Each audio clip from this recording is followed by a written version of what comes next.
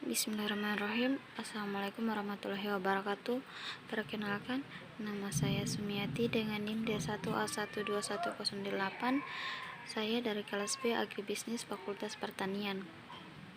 Nah, pada kali ini saya akan menjelaskan materi Pancasila materi ke-13 dengan judul Konsep Pancasila sebagai Filsafat, Filsafat Pancasila sebagai Gepetisuo dan Objektifus dan Genitivus Subjektivus, Landasan Ontologi Filsafat. Baik, 1. Konsep Pancasila sebagai sistem filsafat. Apa yang dimaksudkan dengan sistem filsafat? Di bawah ini ada beberapa pengertian filsafat berdasarkan watak dan fungsinya sebagaimana yang dikemukakan Titus, Smith, dan Nolan sebagai berikut. Pertama, filsafat adalah sekumpulan sikap dan kepercayaan terhadap kehidupan dan alam yang biasanya diterima secara tidak kritis atau arti informal. Kedua, filsafat adalah suatu proses kritik atau pemikiran terhadap kepercayaan dan sikap yang sangat dijunjung tinggi atau arti formal. Ketiga, filsafat adalah usaha untuk mendapatkan gambaran keseluruhan arti dalam arti komprehensif. Keempat, filsafat adalah analisa logis dari bahasa serta penjelasan tentang arti kata dan konsep. Dalam arti ini, analisis linguistik. Dan kelima, filsafat adalah sekumpulan problematik yang langsung mendapat perhatian manusia dan dicarikan jawabannya oleh ahli-ahli filsafat. Filsafat ini dalam arti fundamental. Pada slide ketiga ini, Nurbakhri menjelaskan bahwa Pancasila sebagai sistem filsafat merupakan hasil perenungan yang mendalam dari para tokoh kenegaraan Indonesia. Di bawah ini ada beberapa ciri kefilsafatan meliputi: pertama, sistem filsafat harus bersifat koheren, artinya berhubungan satu sama lain secara runtut, tidak mengandung pernyataan yang saling bertentangan di dalamnya meskipun berbeda bahkan saling melengkapi, dan tiap bagian mempunyai fungsi dan kedudukan tersendiri. Kedua, sistem filsafat harus bersifat menyeluruh, artinya mencakup segala hal dan gejala yang terdapat dalam kehidupan manusia.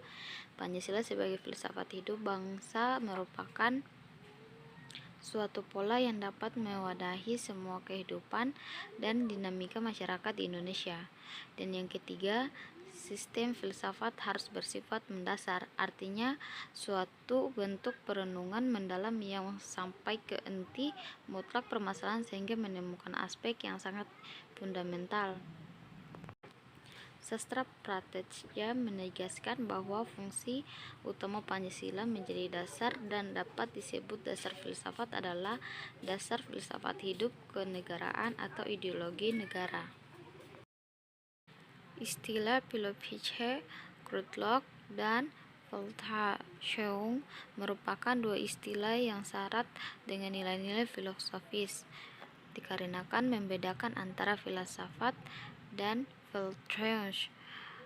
Filsafat lebih bersifat teoritis dan abstrak, yaitu cara berpikir dan memandang realita dengan sedalam-dalamnya untuk memperoleh kebenaran. Weltanschauung lebih mengacu pada pandangan hidup yang bersifat praktis. B. Urgensi Pancasila sebagai sistem filsafat. Nah, karena beberapa alasan mengapa manusia memerlukan filsafat. Jawabannya, pertanyaan tersebut dikemukakan Titus, Smith, and Nolan sebagai berikut. Tidak hanya di zaman Yunani yang telah melahirkan perbedaan besar melalui pemikiran para filsuf, di zaman modern sekarang ini pun manusia memerlukan filsafat. Pertama, manusia telah memperoleh kekuatan baru yang besar dalam sains dan teknologi, telah mengembangkan bermacam-macam teknik untuk memperoleh ketentraman atau security dan kenikmatan atau comfort. Akan tetapi, pada waktu yang sama manusia merasa tidak tentram dan gelisah karena mereka tidak tahu dengan pasti makna hidup mereka dan arah harus tempuh dalam kehidupan mereka. Kedua, filsafat melalui kerjasama dengan disiplin ilmu lain memainkan peran yang sangat penting untuk membimbing manusia sebagai keinginan-keinginan dan inspirasi mereka. Dengan demikian, manusia dapat memenuhi pentingnya peran filsafat dalam kehidupan bermasyarakat, berbangsa, dan bernegara. Alasan diperlukan kajian Pancasila sebagai sistem filsafat. Yang pertama, filsafat Pancasila sebagai genetivus objektivus dan genetivus subjektivus. Pancasila sebagai genetivus subjektivus artinya nilai-nilai Pancasila dipergunakan untuk mengkritis berbagai aliran filsafat yang berkembang, baik untuk menemukan hal-hal yang sesuai dengan nilai-nilai Pancasila maupun untuk melihat nilai-nilai yang tidak sesuai dengan nilai-nilai Pancasila. Kedua, landasan analogis filsafat Pancasila. Pancasila sebagai genetivus subjektivus memerlukan landasan bijak filosofis yang kuat yang mencakup 3 dimensi, yaitu landasan ontologis, landasan epistemologis, dan landasan ekologis.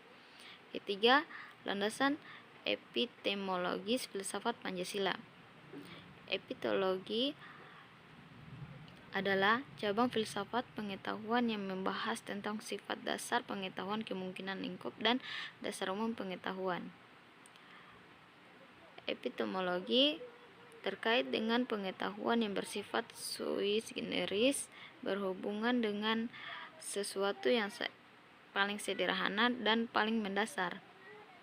Littler, John, and Fuss menyatakan bahwa epistemologi merupakan cabang filosofi yang mempelajari pengetahuan atau bagaimana orang-orang dapat mengetahui tentang sesuatu atau apa-apa yang mereka ketahui. 4. Landasan aksiologis Pancasila. Menurut Franzi tahun 2001 halaman 7 dari bukunya menegaskan bahwa nilai itu merupakan kualitas yang tidak real karena nilai itu tidak ada untuk dirinya sendiri. Ia membutuhkan pengembangan untuk berada. Littler, John, and Fuss menyatakan bahwa psikologi merupakan cabang filosofi yang berhubungan dengan penelitian tentang nilai-nilai